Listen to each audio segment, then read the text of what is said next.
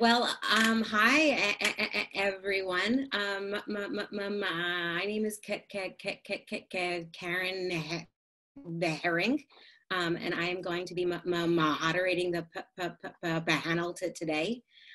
We have a bunch of really great speakers that are volunteering their time. The thought of the panel today was to do a talk about going back to school.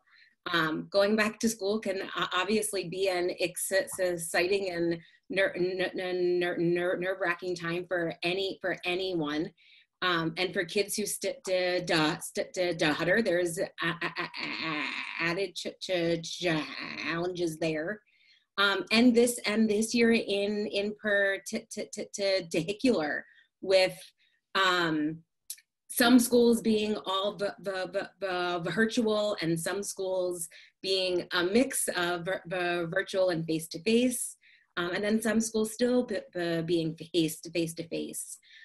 So our hope was to provide some support for the kids that are going back to school, no matter what the format is.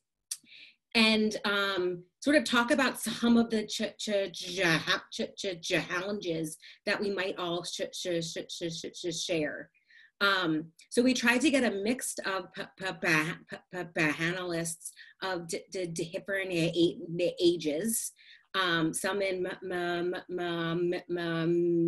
middle school and high school and college, and then two parents of kids who stutter to share their experiences too.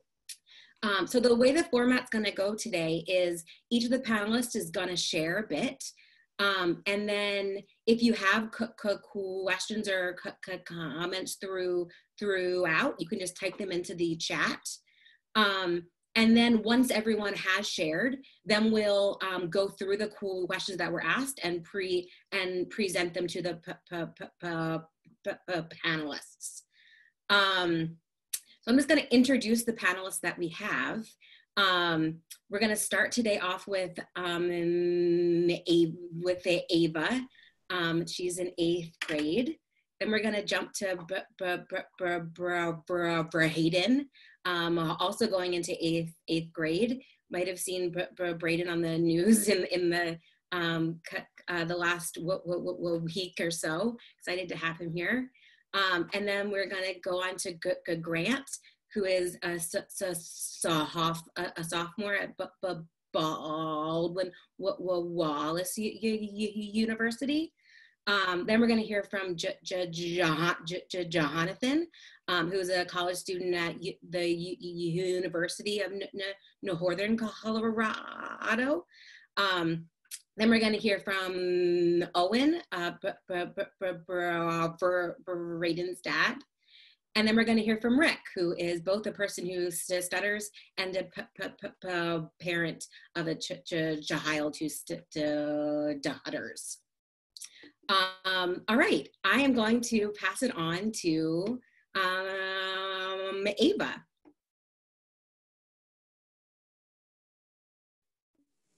Okay, hi, I'm Ava. So I wanted to just start off talking a little bit about the online challenges, things that might happen to all of us. So something common that I know I've heard from a lot of people, and that might happen to me as well. If somebody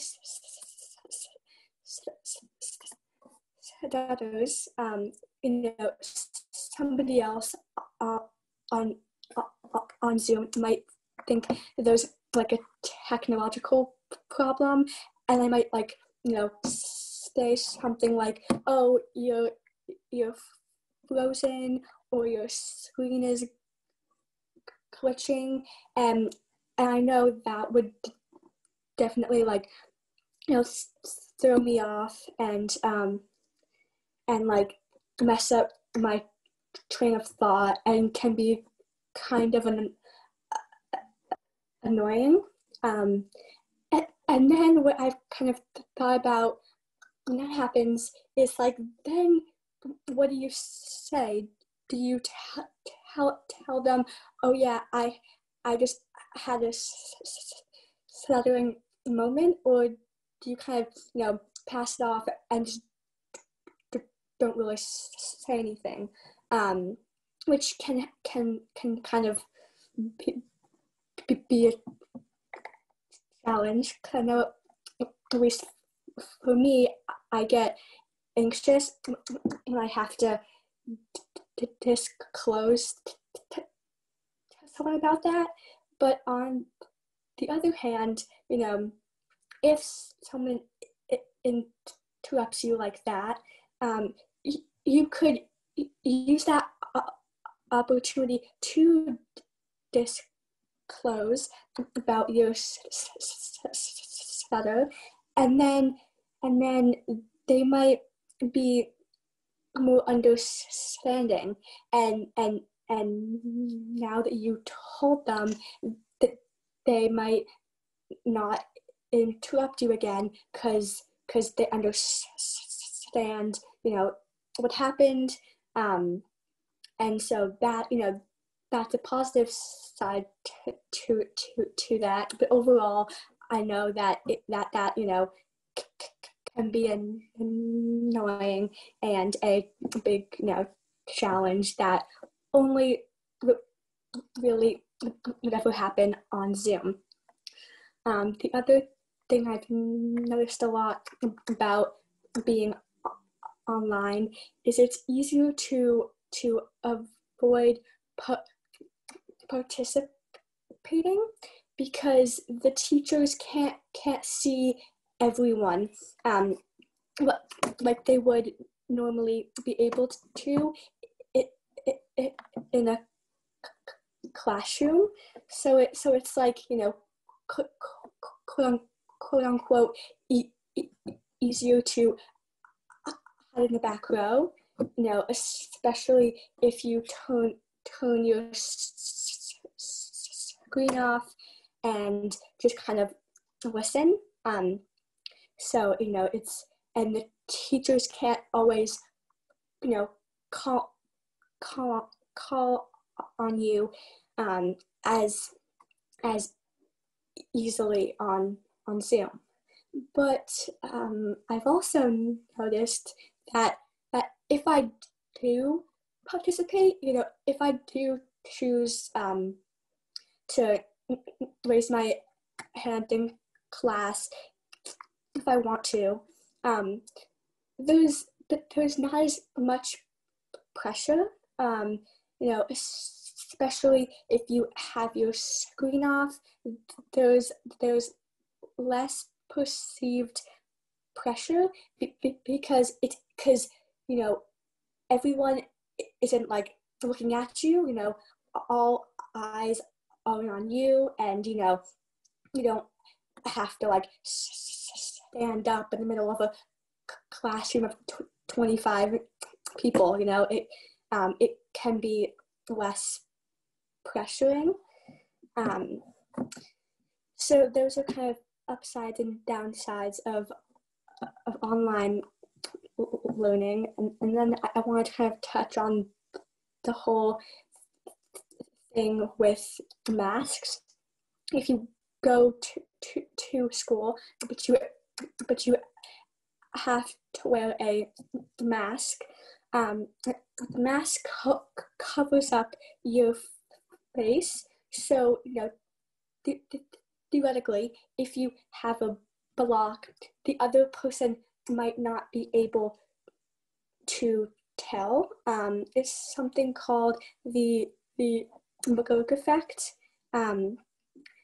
People hear what they see. So if they see you have a block, it'll be easier for them to register, oh, that was a block. But if they can't see it, they might just pass it off as like as a pause, and not really think much about it, because stuttering is also can be very visual. So in the short term, I sometimes feel this way.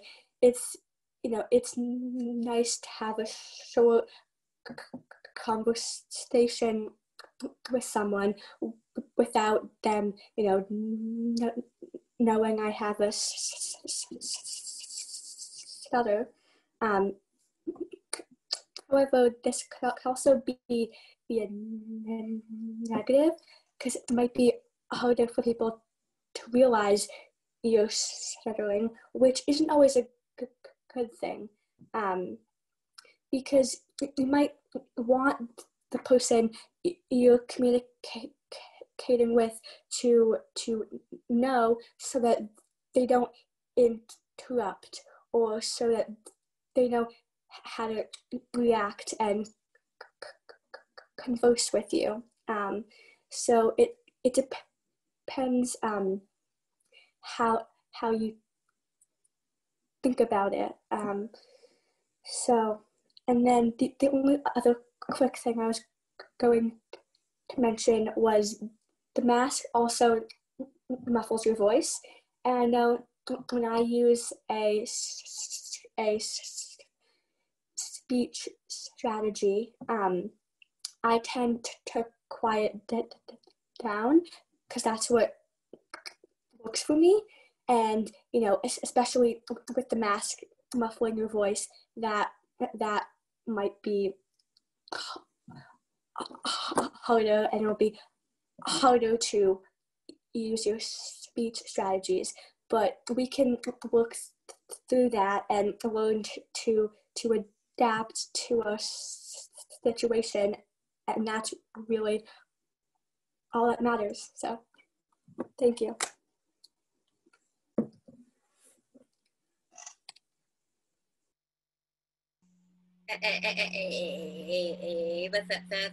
Thank you so much for sharing. Just a reminder, if anyone does have questions for Ava, or anything that Ava said, or brought up anything, feel free to write it in the chat box, and then after everyone has a chance to speak, we will make sure to ask those. Brayden, would you like to go next?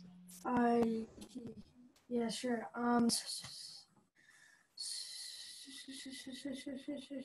So I have a ton of topics on a piece of paper, and I might be going through like a little bit of them, but so yeah. So in I have hybrid, so it's like in class and on computer, and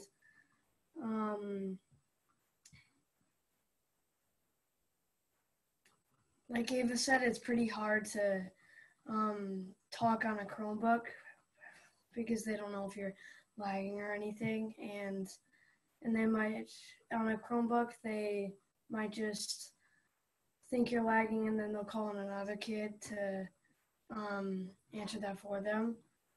And then I don't have that many things to talk about on hybrids.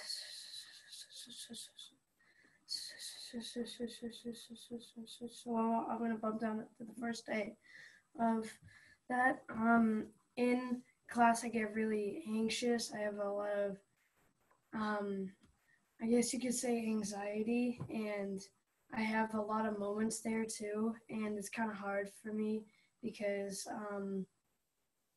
I get all, I overwhelm, my face turns red, and I get beat hot, and it's like, it's really overwhelming to talk. And how do you work through that? I use my tools sometimes, and so sometimes I just go right through it, or like drive through the moment, and that is how I usually deal with it. And another topic is and just try to do sing yourself. That's really hard for me too. That takes a while to get my name out. And like I said, I'm really anxious to say that. I'm overwhelmed about that. And it's kind of hard because a bunch of kids are watching me, and when a bunch of people are watching me, I get like overwhelmed and anxious, like I said, and it's just hard for me. And yeah. Can we talk about your 504 meetings? Yeah, and I have 504 meetings before, like, the first every year I have a 504 meeting. It's like a month after like the first day. All my teachers come to a conference, my parents come, and we just talk about this is how I talk. You can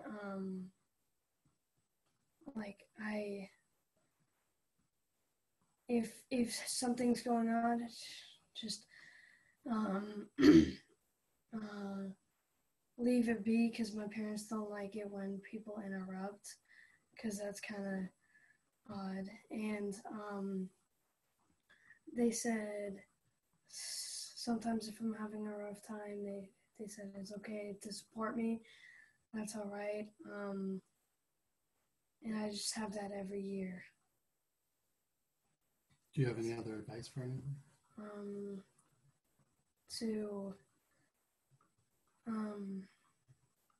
I would say, like, to always persevere through moments like these, and like moments that you have, and to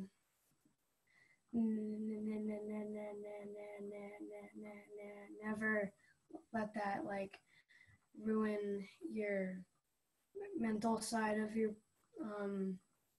yourself, and to always think up, not down. Yeah, that's all I have.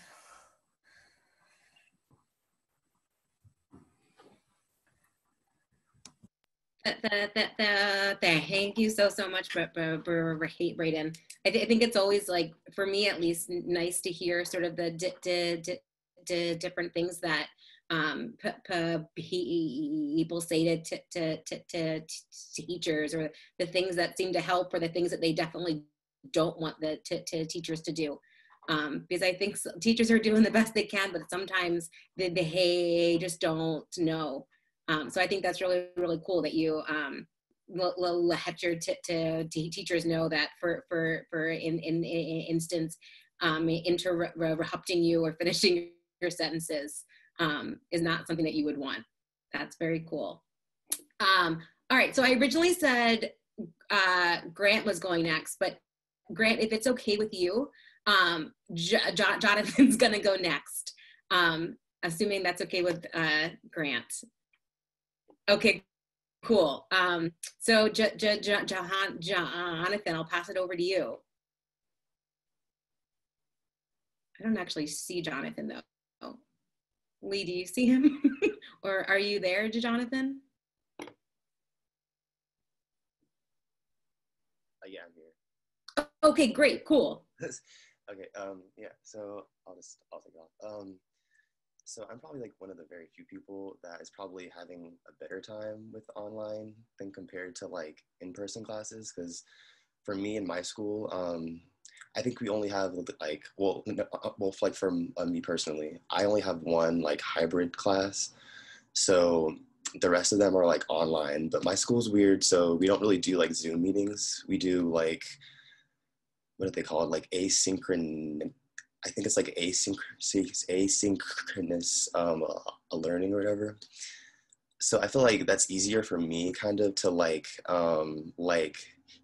disclose my stuttering online, like compared to in person, because I feel like in person it's never like a comfortable experience. It's never fun to tell people like I stutter. Like it's always uncomfortable. People always kind of like, I don't know, they always have something to like ask questions, which like sometimes I don't mind people asking questions about it. Like I like them to like what's the word? I like them to like learn about it and like and educate them.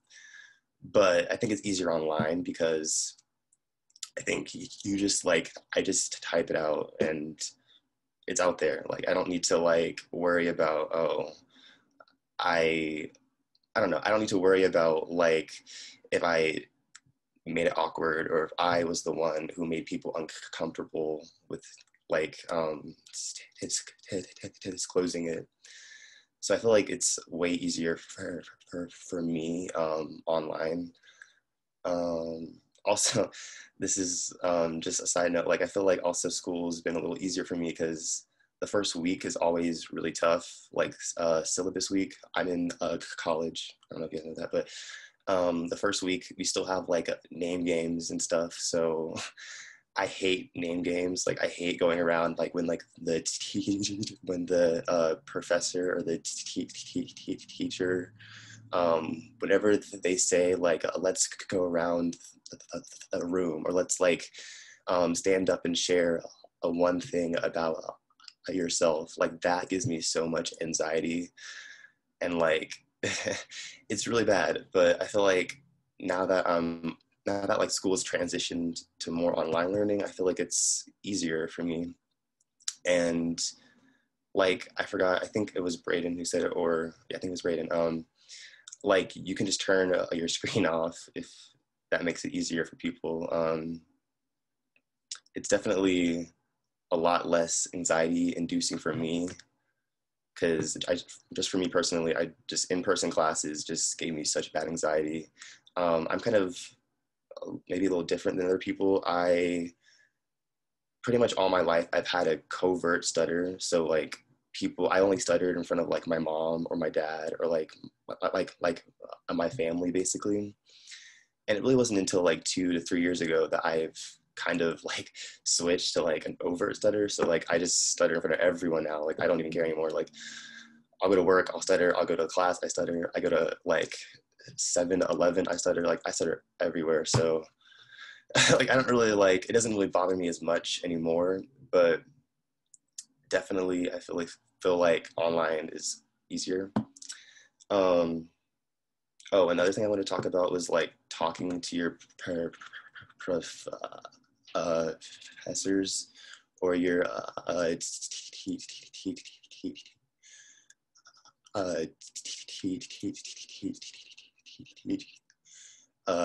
talking to your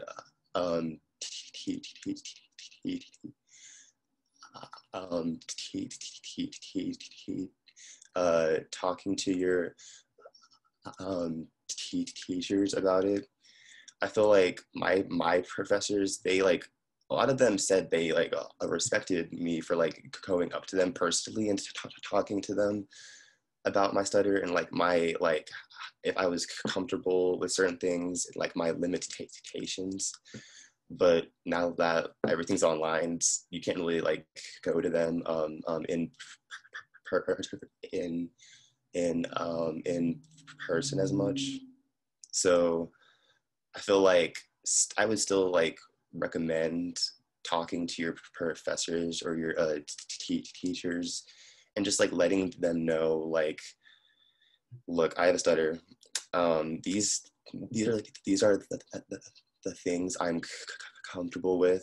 These are my limitations. And you would be surprised, a lot of them will respect that. And a lot of them actually want to like accommodate you. And a lot of my professors actually like try to over accommodate me. Like I had a professor one time, she told me like I never had to come to class. Oh, yeah, I never had to come to class. I never, she said like I could just meet her for coffee once a week and we can just like go over the class. And I was like, in theory it sounded nice, but I wanted to get my full experience of the class, especially because I'm paying for it. So yeah, I would definitely suggest talking to your professors and your teachers and just like telling them like basically like, or not telling them, but just like laying out your like what you're comfortable with and what you're not comfortable with. And yeah, oh, and one more thing. Somebody brought up a mask, and I agree. Those kind of like, everyone should be wearing a mask, but it's really hard wearing a mask when you stutter, because like, especially when you're supposed to have it over your nose, it's like almost impossible when you stutter and you have like if you have facial tics like me, like that mask will slide off like so fast. So like I feel like that's kind of a challenge, is wearing mask everywhere, but I definitely would suggest that everyone still wear a mask. But yeah, that's everything.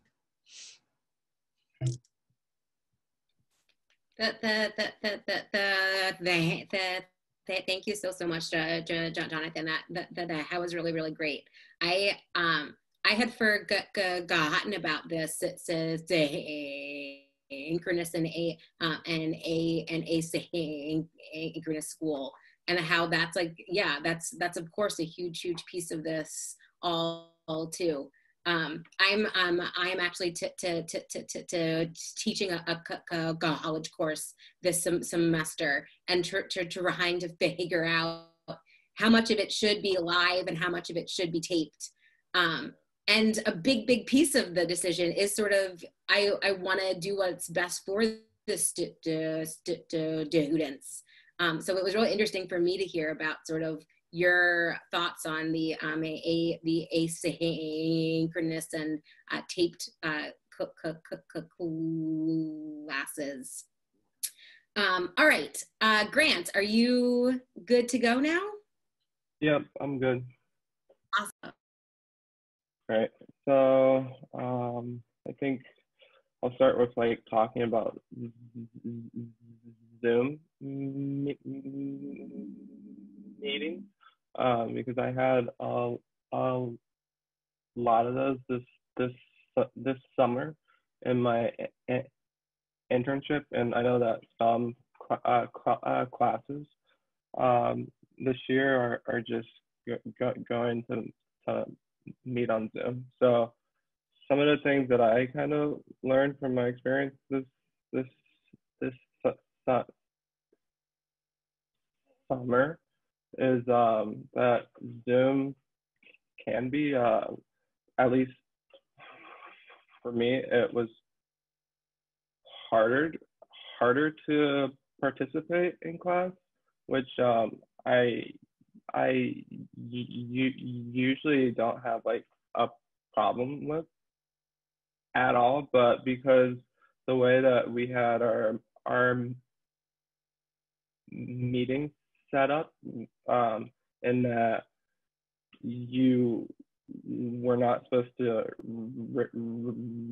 raise your hand, you were just supposed to like jump on the mic and start talking, and it was like a group of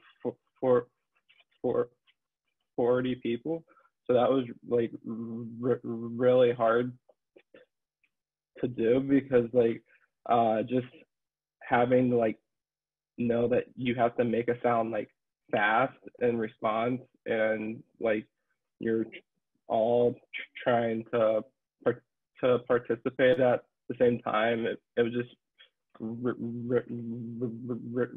really overwhelming. So then to just kind of shift from that experience, just my experience in general with this time of year with schools, is that I typically found, because I'm not a person that likes to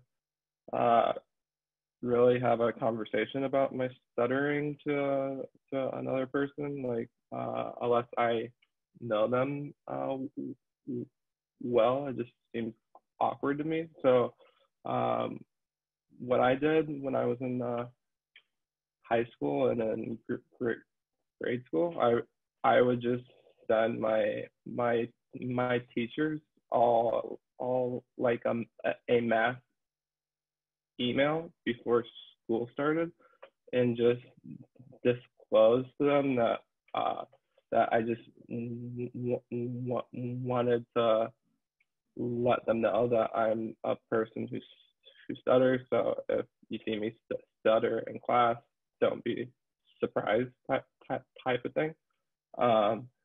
And that for me helped me a lot, because then they kind of knew what was going on, and then I didn't have to deal with like the anxiety of like having to say it in person or not say it in person, because sometimes I would avoid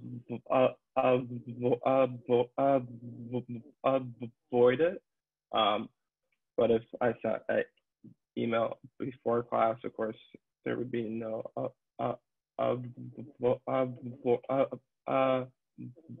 avoidance. And the other thing that I've found that helped a lot in school before was I would have like a pen or something. So I would have like I did this like the last 2 years before in high school, was that I had like a friend pen that I would use in school. So like if the person was next to me, they would see like I had like a stuttering pen. So they just kind of naturally got that, oh yeah, he's a person who stutters, and that's why he kind of talks like that.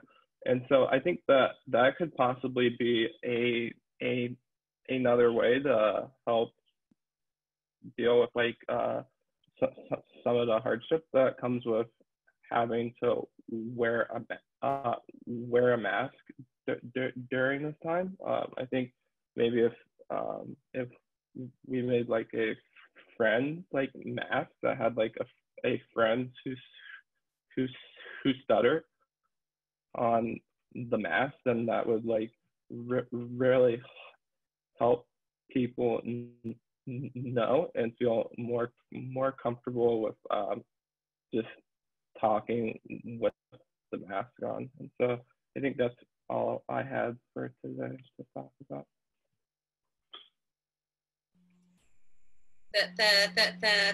Thank you so much, Grant. That actually is something that we have talked about, trying to get a friend's mask.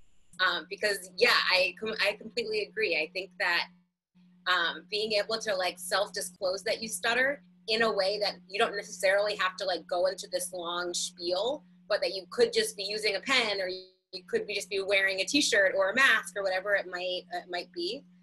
We were just trying to figure out of like a clever thing to put on the mask. So if anyone has any dynamite ideas of what friends can put on the mask, please feel free to share.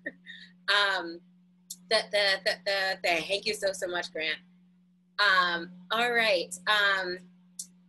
Owen, are you set to go? Sure, thank you. I just wanted to start out by saying that this has been amazing, meeting all of these groups and people that support people that stutter throughout. This has been eye-opening for us, and we really appreciate the invitation. I come to this from two different perspectives, from the parent perspective, but also from an educator perspective. I've been in education for 24 years, and I've been a principal or assistant principal for a lot of those years. And I think for me, on both of those fronts, you don't know what you don't know. And we have always taken the tact of meeting with teachers previous to the start of the year, or as Brayden said, through the 504 process, he'll have a meeting once a year with his teachers. I've just always found that it takes some anxiety off of the teachers, and because I think sometimes people overcompensate for people who stutter, and that makes the situation more anxious all the way around. But for Brayden too, just kind of going back to when this all started, when he was 3, we went right to school and started that process then, because you can start at 3 years old, and they provided support for him then. And that also helped because he was able to be known before he would enter into the next grade, because he would have his plan. But the other part of it is that just knowing the fine balance of trying to support, but not over support and infuse ourselves into his educational career too much, because he needs to make some of his own choices too, but he also needs to know that his parents have his back, and we're behind him, and we'll push gently when we need to, or just step back when he's got it. And that's hard. You find that balance eventually, but it takes some time, and Brayden needed to grow into what worked for him, and we needed to figure that out as well. I think the other part of it is there are going to be moments, as Brayden calls them. There are moments, and we call them peaks and valleys. When he has peaks and stuttering, sometimes that really affects mental health, and we need to do our best not to charge into the school and make demands and do this, do that. If there's some teasing going on, we need to have conversations with Brayden and figure out where his comfort level is. And I've always found guidance a much better place to go than the office, which sounds weird coming from a principal, but the guidance counselor was always the school counselor was always able to diffuse situations and make it more of an educational opportunity for not only the other student or students, but Brayden. And everyone came out better on the other side of it. So that was always helpful for us. And sometimes we would ask Brayden what he wanted, and sometimes we would just say, no, we're making a phone call, and we're going to help you through this that way. But again, that's that fine balance of what's going to work and what doesn't work within your own situation. And I guess the other part of it is I absolutely loved what Jonathan said about the name games, because every teacher does that at the start of every year. And I think everyone in this group, if you're a person who stutters, you have an opportunity to educate your teachers and remind them of personalizing education and telling them up front, whether it's like Grant had said, through an email, or like how we do with meetings, or even if it's one-on-one, just telling them, you know, I'm a person who stutters, and it's really difficult for me when we're doing these name games. They can come up with different things, and I can tell you right now that if it works for you, it's going to work for everybody. And if they can more personalize the situation for all students, that's a win all the way around, and that's a good thing. And again, I just wanted to thank everyone, and we really appreciate everything that you're offering here.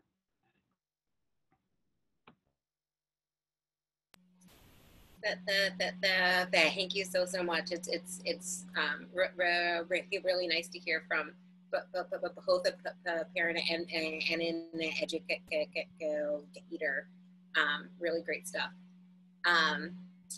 Rick, you're up. Hello, everybody. It's a pleasure to be able to get a chance to talk with everybody. And I just want to applaud all of the panelists. It's been really encouraging to hear everybody's stories and just kind of seeing the places where there's a lot of overlap, and also there's just a lot of different experiences. And I think that's one of the things that for me is important to hear as a person that stutters myself, and having a child that stutters, because I find it easy to start to view his experience through my own lens, and I really have to take to be very intentional to step away and kind of what Owen was saying about just trying to give him room to navigate his own path. And I think that that's been kind of a balancing act, just because I have kind of absorbed myself into the stuttering world for the last 20 years, and I live it every day too. And so when I see my son having challenges or going through experiences like having to start at a brand new school and doing that online because he's going into the 9th grade, it just makes me probably more anxious than it does him. And I think that it's very important for parents that are on here to hear that that the emotions that you feel are just as valid as well, because it is challenging as a parent too, to really try not to swoop in there and try to like help them, but actually let them really do what they need to do to learn how to manage it themselves, while still trying to give advice and try to help them navigate that. So that's kind of what's been my experience this last couple of months, for sure. Just trying to balance that, trying to know when to be there for him and when to let him take his like own lead, and I've got to applaud him that he's done a really good job of that. He's not really one to disclose a whole lot up front, but when he's in a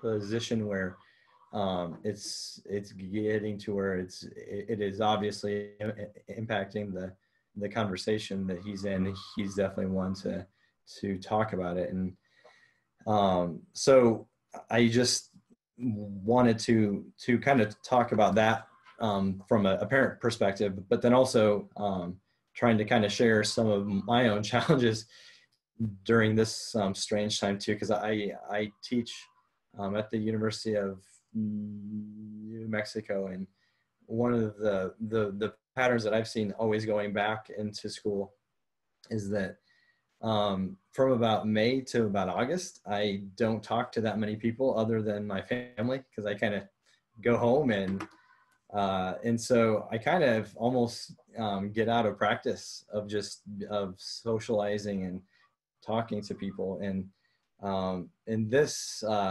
current situation, it was basically from March until right now. And so my natural inclination is to be pretty introverted anyway. And so it takes a lot of intentionality to be pretty outgoing. And so I've always seen this pattern anyway, that going back to school is more challenging to meet the new students and just to kind of get into the rhythm of teaching.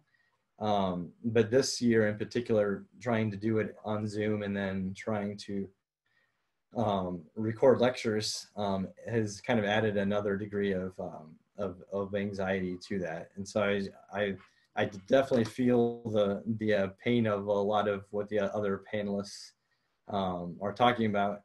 I wish I could tell you that completely goes away, and maybe it will for you, but it certainly it's still kind of a struggle for me. And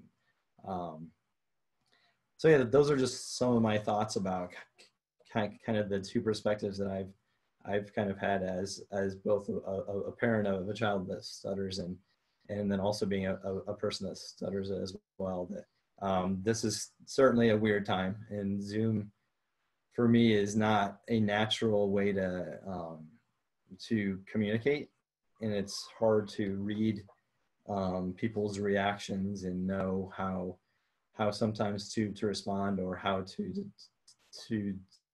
disclose, because it's not as natural as it is in the real world. So those were just a couple of my thoughts.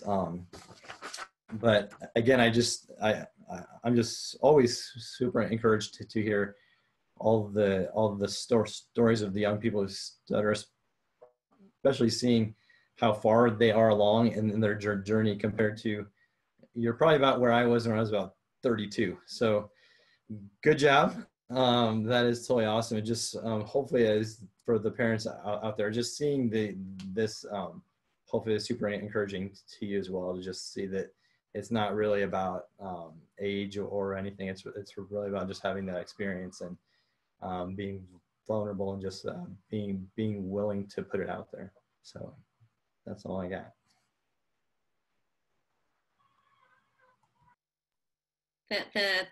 Thank you so much, Rick. I just wanted to give one more round of applause to all the panelists. A few of the panelists, this was their very first time ever being on a panel or speaking at any sort of Friends event or stuttering event. And it's a pretty nerve-wracking thing, whether it's your first time or not. But to speak to a crowd of 85 people. So all the panelists did such a great job. So we've been collecting some of the questions that you guys have written in the chat box. If you have other questions or thoughts or things you want to say, feel free to continue to add them and we'll try to get to them.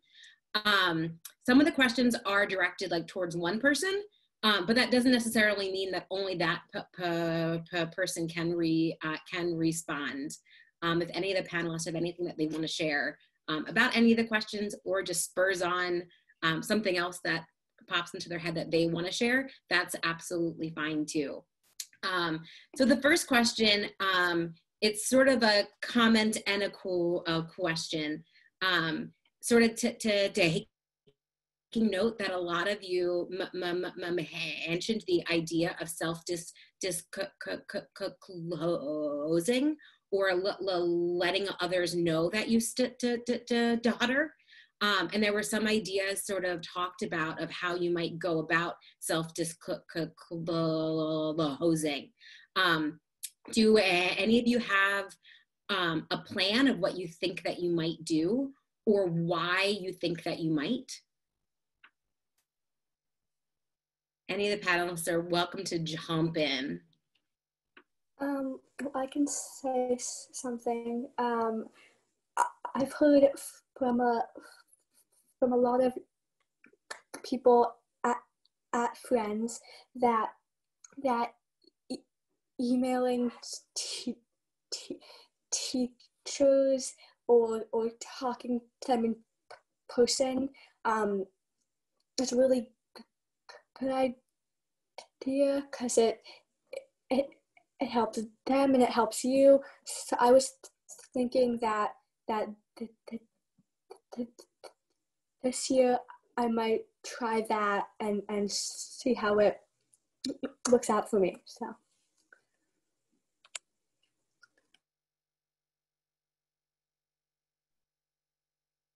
Any of the other panelists would like to share if they have a plan to self-disclose this coming school year and what they plan to do, or if it's something that they plan not to do?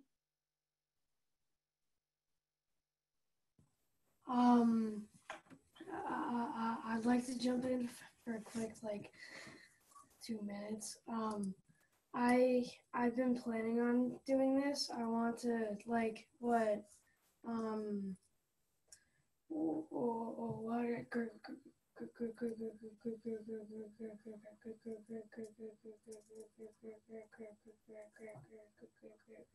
was saying about the emails.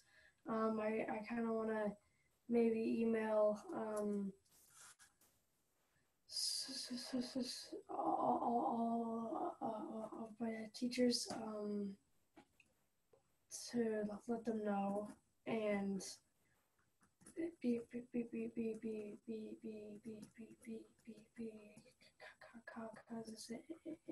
it'll make my life easier and it'll let a lot of other people know too, and I just want to try that this year.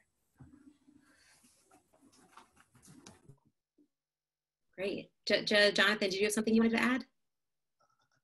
Yeah, like so, like normally, like if there wasn't like a whole pandemic going on, like usually I would go talk to like my prof my professors privately, and like just tell them. And like I feel like a lot of them will actually respect you for that, because like obviously like you're going to them and like you obviously that like you're going to them and you're like struggling to like get your words out. I feel like a lot of them will respect the fact that you are going to them and like I don't know, like being vulnerable and telling them like I don't know a piece about you, and like sharing I guess like a part of your life with them. A lot of professors or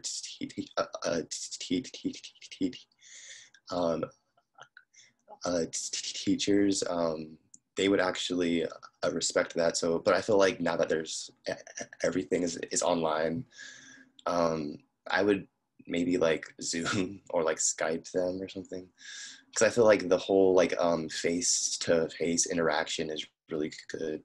But yeah, that's all I had to say.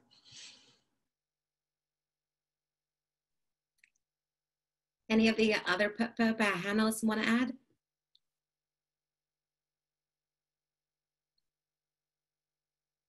I'm just going to post a quick link into the chat. Friends, on our site does have a bunch of sample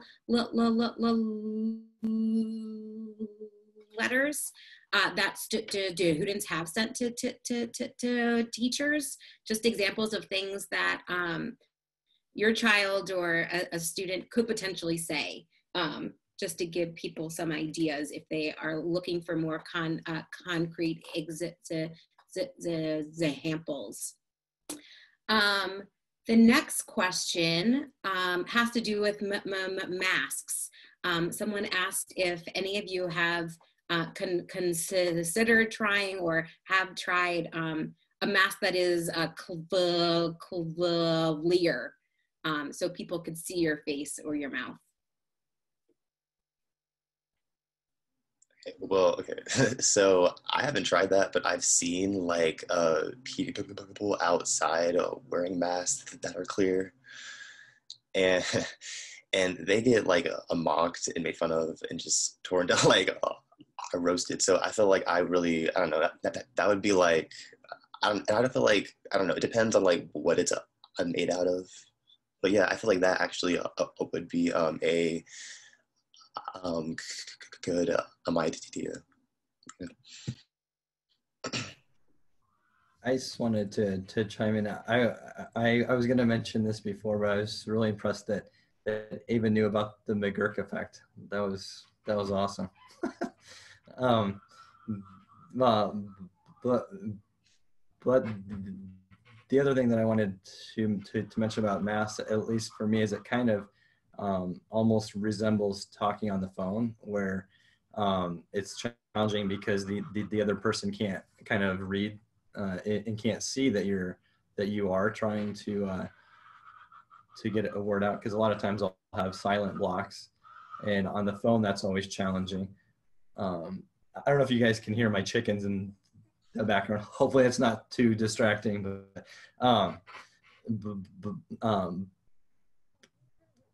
but for me, the masks kind of are kind of like that, on like talking on the phone, where the other people can't actually use that visual cue and know that you're actually trying to say something. And so for whatever reason, for me, that that's kind of one of the elements that makes talking with the mask a little bit harder.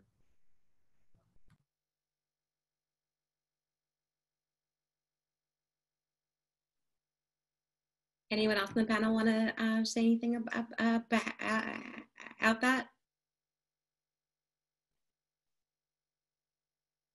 Cool. All right. So the next question is about speech therapy and school. Wondering if anyone has been in speech therapy or is still in speech therapy, and if that speech therapy is in school, sort of what this the virtual school speech therapy is. I can take it if that's okay. I have been in speech therapy in school before. I didn't like it like at all, because at least it was when I was in more of like elementary school, and so they would like take me out of class type of thing, and I was like the only student out of like out of the class that like had to leave, and I felt like it singled me out, and I had no problem with the way I talked. And to add to that, I feel like a lot of the speech therapists at school don't really know what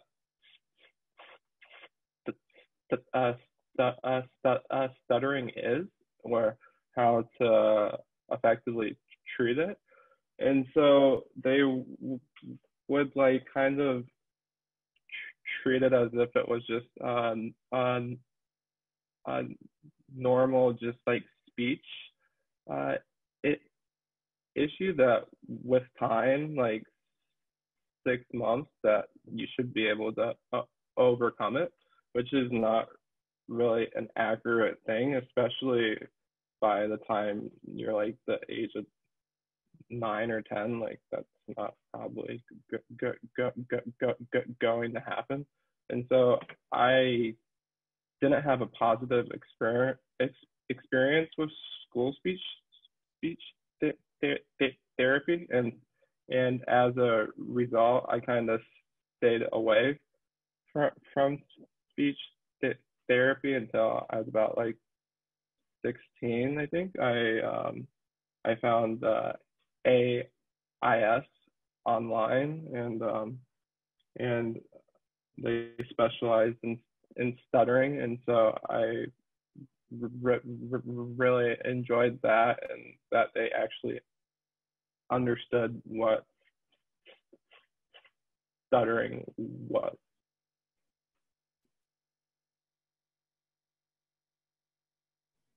Thanks for sharing. Oh yeah, please, Ava. I was just gonna piggyback off that a little bit. I do think it is very important to find a speech therapist who kind of gets what you're going through, understands, really what a stutter is. I think that's really what's important. It doesn't. I've personally never tried the in-school speech therapist, but kind of the reason Grant was mentioning about like the feeling singled out. But I do have a speech therapist out of school, and it works well for me, but everyone's different, so it depends what you like. But I think if you want one, it's good you keep trying to find a person who relates well with you, because that's super important.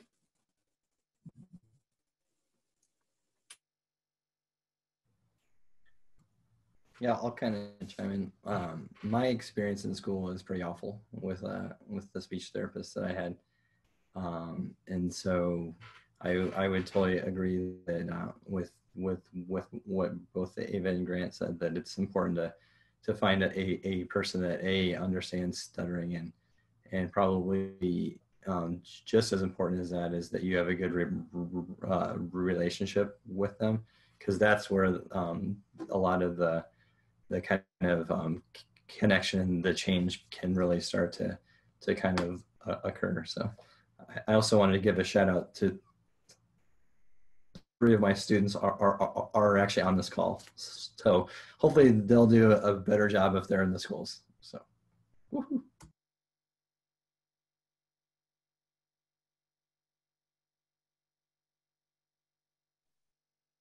Jonathan, did you have something you wanted to add or no? Oh yeah. Yeah, I wanted to add just like I kind of was in the same boat as Grant.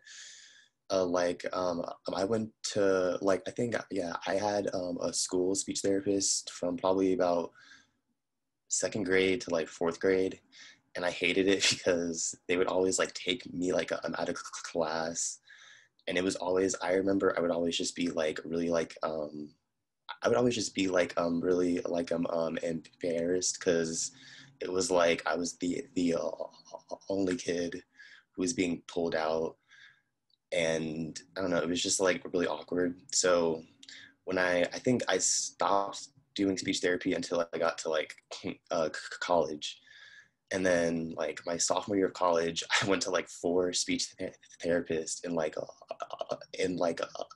a 1 year. And then until I met Lee, actually, and now she's, I guess, my speech therapist now. But I feel a lot of speech therapists aren't really trained on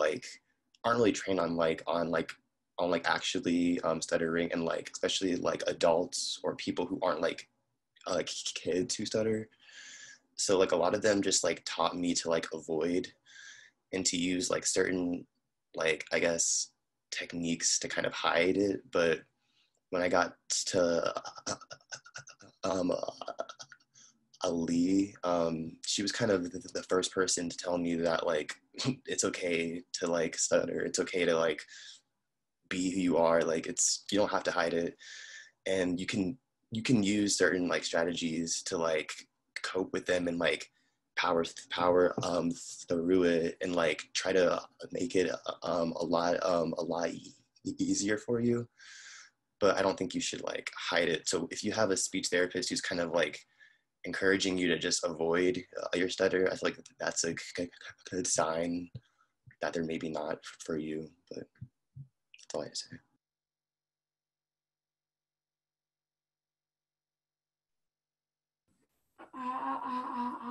I kind of want to chime in a little bit. I also had a few therapists that pulled me out of class. There was one therapist I didn't really like. It's not the one I have now, but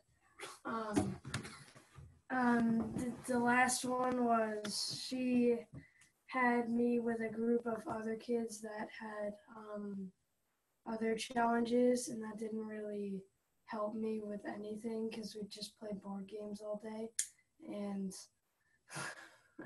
and it didn't really do anything for me. But I actually went to a new therapist. I've had her for a few years, 2, and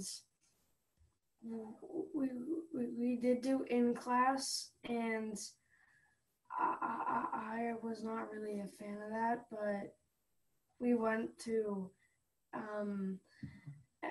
out of class, out of school. out of school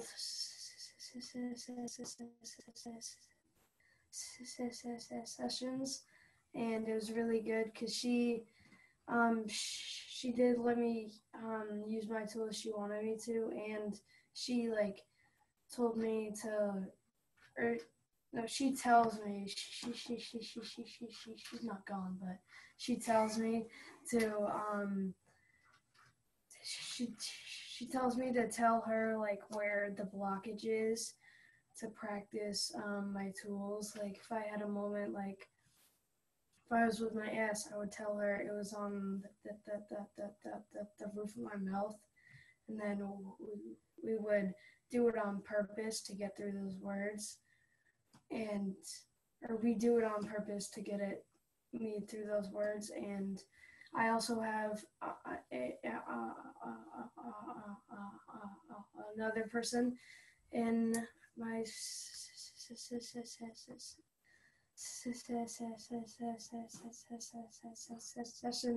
too. He has a speech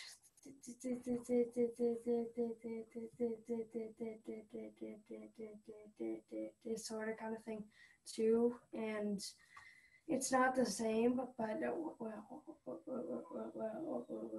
whenever he has a moment, she like pauses the game and she goes over it with him, and it's really nice to have a therapist that like knows what I have, and she's really helping me through it, and it's really nice.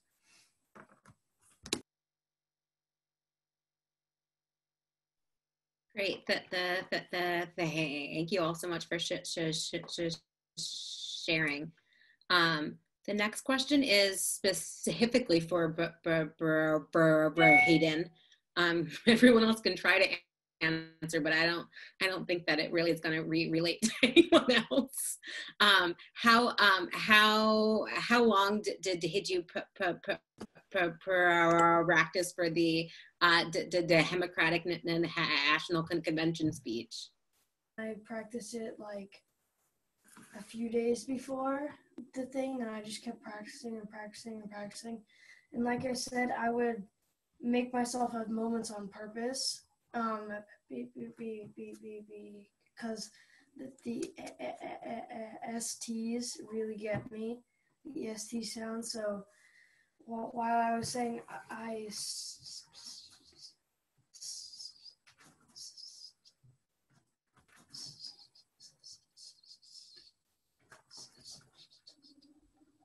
stutter, that I kept practicing that. I kept doing it by myself, like making moments, and I practiced for about like 2 or 3 days, and then we took the films. But Brayden, you were saying too that the speech writer stood 102, right? I didn't know that. That's really cool. Yeah. It was actually just Joe Biden's practicer too. That's the name is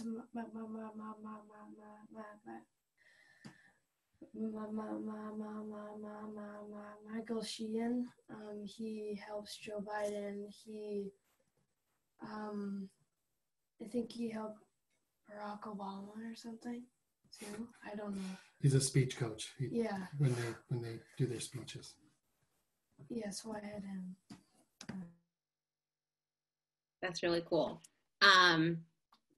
Those are all the questions that I think were sent in. Does anyone else have anything that they would like to ask? If there are more questions, feel free to type them in. I'll give you guys like a minute just in case anyone has anything else.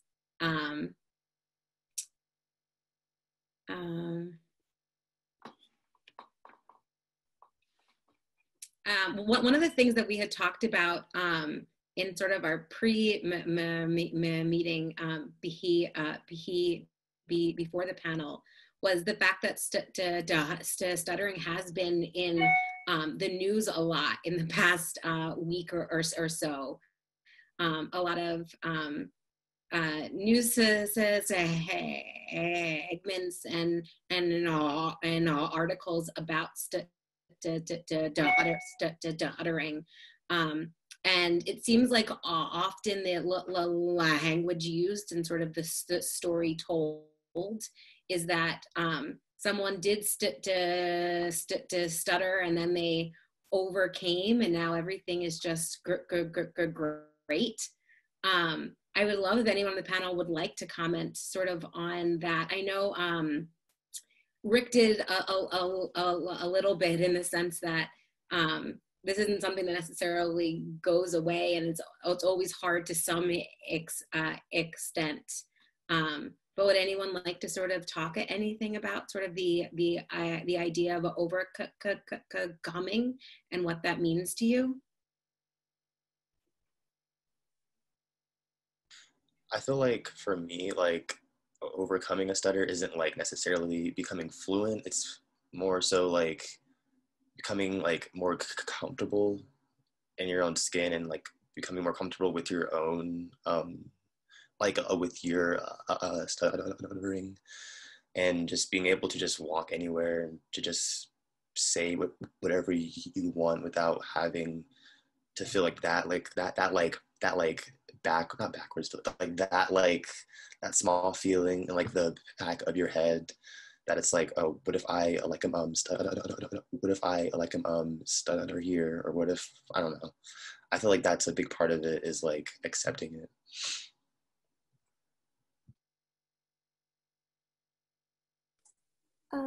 Overcoming for me is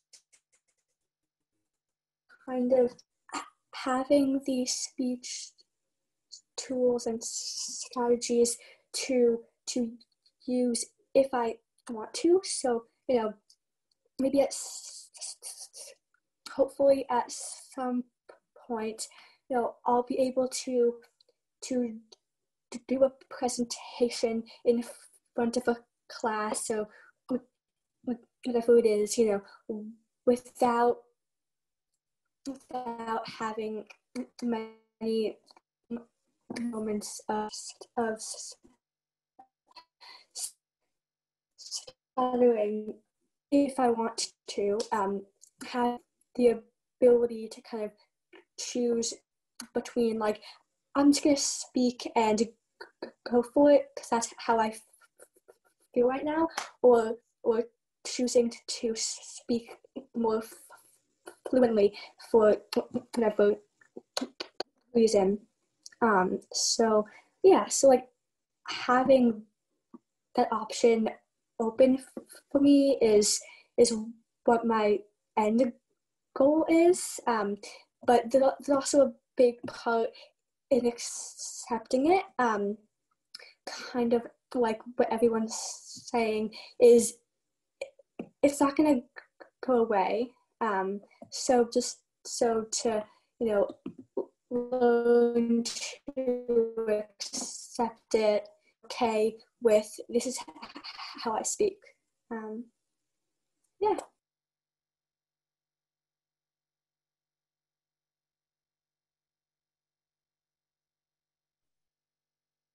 Anyone else on the panel want to add any last remarks? Sure, I'll talk a little bit about that. My view of what overcoming stuttering has definitely changed dramatically. When I was in my 20s, I changed careers and came back, or I went back to school to get into speech pathology because I was going to kick this thing's butt, and I totally thought for sure that if I learned more about it and learned tools and stuff that I could overcome it, which at that point to me meant that I would never stutter again. And it was an extremely humbling experience when over the course of many years, I just failed at that aspect of it in my own mind over and over and over. And what I started to see is that the more that I put a premium on the fluency, the worse that my internal world was, because I was focusing completely on overcoming just the behavior of it, and it was crippling. Actually, it made my life significantly worse for several years. And so once I kind of started to get a grasp of that and started to kind of learn from a lot of other people that stutter, that it was much more about overcoming the fear of stuttering and allowing it to happen and just being okay with it, that I started to get glimpses of like, oh, like you don't have to get rid of the behavior, but you have to get rid of the control that it has on you. And so I don't even think that, to me, overcoming has anything to do with even getting rid of the fear, because fear just kind of comes up. But I think for me, it's letting it not control me. And so for me, overcoming would be something like it plays no role at all in the choices and the things that I do. And so I still get nervous and scared, but I feel like most of the time I do and say whatever it is that I want. And to me, that's a huge step forward towards what I would call overcoming it. And if I wasn't in this field, honestly, I feel like a lot of days it wouldn't even be on my mind, because it's just kind of not as much of a player in terms of the decisions that I make. So to me, that's what overcoming is that it in no way controls anything that you do. Even though that fear and anxiety still might be there, you're able to sit with it and live with it and not let it control you. I'm just like writing down notes, Rick. That was like so well said. Yeah, I absolutely love the idea that overcoming doesn't necessarily have anything to do with the way that we sound or necessarily about the way that we feel. In the sense, I think you're right. I don't think that the fear or anticipation or negative thoughts necessarily will go away. But ensuring that stuttering doesn't hold us back from doing the things we want to do and saying the things that we want to say and living a full life.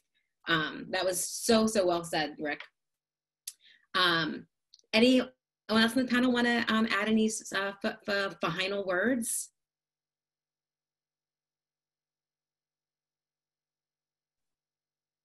All right, well, I want to thank the panelists again for sharing your stories and challenges and tips and things that have worked for you.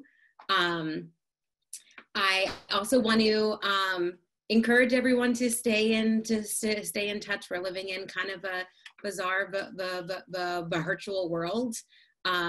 That particularly for people who stutter can be isolating. We're at Friends introducing a lot of virtual events to try to ease some of that.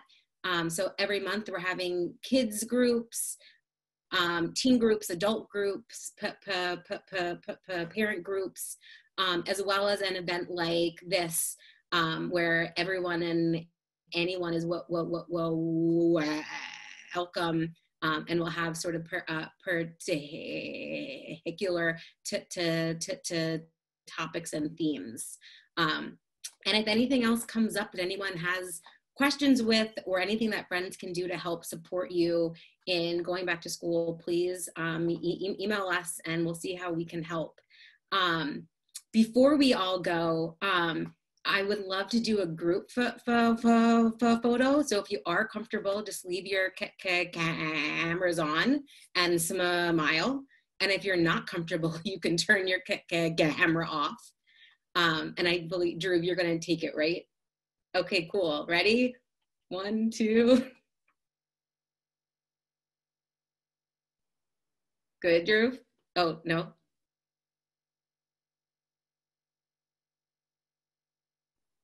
Good, Drew.